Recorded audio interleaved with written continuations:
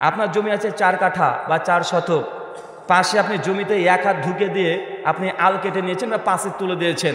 আপনি একজন প্রতারক, অন্যায় করেছেন, কিয়ামতের মাঠে জমির হিসাব আপনার কাঁধে করে বয়ে নিয়ে যেতে হবে। এটা আপনি জানেন, জানেন না ভাইজান? কথা বলেন। আপনি জানেন, আপনি এলাকার মেম্বার, 40 খানা টিন এসেছিল, 20 খানা পাচার করে দিয়েছেন, 20 খানা মানুষকে দান করে দিয়েছেন। এই 20 খানা টিন আপনাকে কিয়ামতের মাঠে বুঝিয়ে দিতে হবে। এটা বাস্তব কথা, কি বুঝতে পারছেন?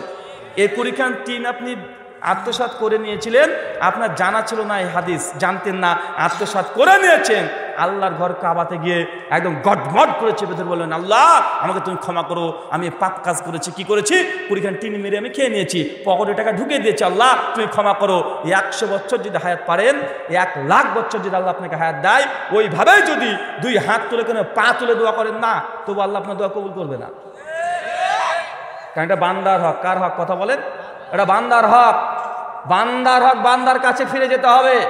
ওর পা ধরে বলতে হবে একবার যে ভাইজান টিন এসেছিল আমি দিতে পারিনি, জনসাধারণের সামনে গিয়ে চিৎকার মেরে বলতে হবে আমার জানা ছিল না 20 খানা টিন আমি মেরে খেয়ে নিয়েছি, 5 বস্তা চাল আমি মেরে খেয়ে নিয়েছি, আমি এই 5 বস্তা চাল তোমাদের বিলে দিচ্ছি।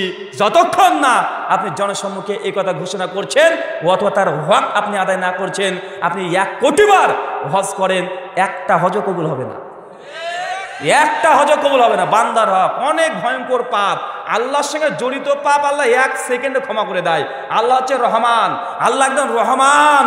সুনান তিরমিজি 3440 নম্বর হাদিস, আল্লাহ নবী বলছেন যে কিয়ামতের মাঠে আল্লাহ একদম আসমানে নেমে আসবে আর আদম সন্তানকে বলবে, আদম সন্তান তুমি যদি আসমান থেকে জমিন ভর্তি পাপ করো, আসমান থেকে জমিন ভর্তি পাপ করে চলে এসে যদি আমার সামনে, আমি সমস্ত পাপকে ক্ষমা করে দেব।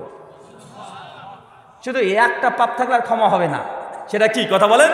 শিরিক। শিরিক যদি করেন আল্লাহ ক্ষমা করবেন না।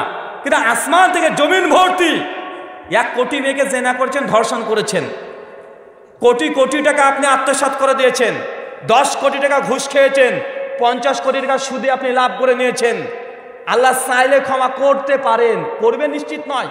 আল্লাহ যদি চান ওয়াহু আলা কুল্লি শাইইন কাদির, আল্লাহ করতে পারেন। শর্ত একটা, শিরিক করা যাবে না। কি করা যাবে না? কথা বলেন। শিরিক করা যাবে না। এখন শিরিক কি এই লিস্টে আমি দিতে চাচ্ছি না। আপনি শিরিক করেন এটা আপনি নিজেও জানেন, আপনি শিরিক করেন এটা আপনি জানেন। আল্লাহ নবী বলছেন আল্লাহ চাইলে ক্ষমা করে দেবেন, তো শিরিক আল্লাহ এটা ক্ষমা করবেন না। আল্লাহ যে রহমান, অসীম করুণাময়, পরম দয়ালু, এটা তার প্রমাণ। ওয়া ইলাহুকুম ইলাহু ওয়াহিদুন লা ইলাহা ইল্লা হুয়া রহমানুর রহিম। তিনি সে আল্লাহ সুবহানাহু ওয়া তাআলা, তিনি এক এবং অদ্বিতীয়, তিনি অসীম করুণাময়, পরম দয়ালু। সূরা বাকারা আয়াত নাম্বার 163। আল্লাহ দয়ালু, আমরা মানুষ কিন্তু দয়ালু না। অত দয়ালু, কথা বলেন। তাই জন্য আল্লাহর সঙ্গে জড়িত পাপ আল্লাহ খুব সহজে ক্ষমা করে দেন। আর বান্দার সঙ্গে কোনো যদি জড়িত পাপ করে ফেলেন আল্লাহ আপনাকে ক্ষমা করবে না। এর একটা দৃষ্টান্ত দেখেন, সুনান নাসির কুবরা হাদিস নাম্বার 9365, সহিহ তারগিব হাদিস নাম্বার 1584। একজন সাহাবী এসে বলছে, ইয়া রাসূলুল্লাহ আপনার কাছে বায়াত করতে এসেছি, 2টো জিনিসের উপরে বায়াত করব। 1, হিজরত করতে চাই, 2, আমি মুজাহিদ হতে চাই, আমি জান্নাত যেতে চাই, আমি শহীদের মর্যাদা পেতে চাই, এই জন্য আমি আপনাকে জিহাদে যাওয়ার জন্য নাম লেখাতে এসেছি, আমাকে বায়াত নিন।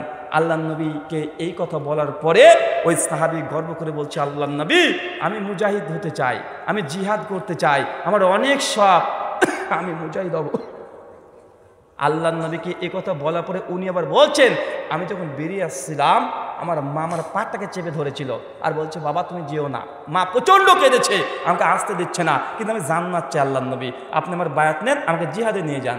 আল্লাহ নবী তাকে ধমকে বলছে, যাও যাও, দ্রুত বাড়িতে যাও, তোমার মা আছে তার খেদমত করো। কথা কি বুঝতে পারছেন? আল্লাহ নবী ধমকে বলছে, যাও তোমার মাকে খেদমত করো। তোমার মাকে যেমন কাঁদিয়ে এসেছো, যতক্ষণ না তুমি তোমার মাকে হাসাতে পারছো ততক্ষণ তুমি জিহাদের ময়দানে যদি মৃত্যুবরণ করো তুমি জান্নাত যেতে পারবে না। কথা মনে বুঝতে পারলেন না?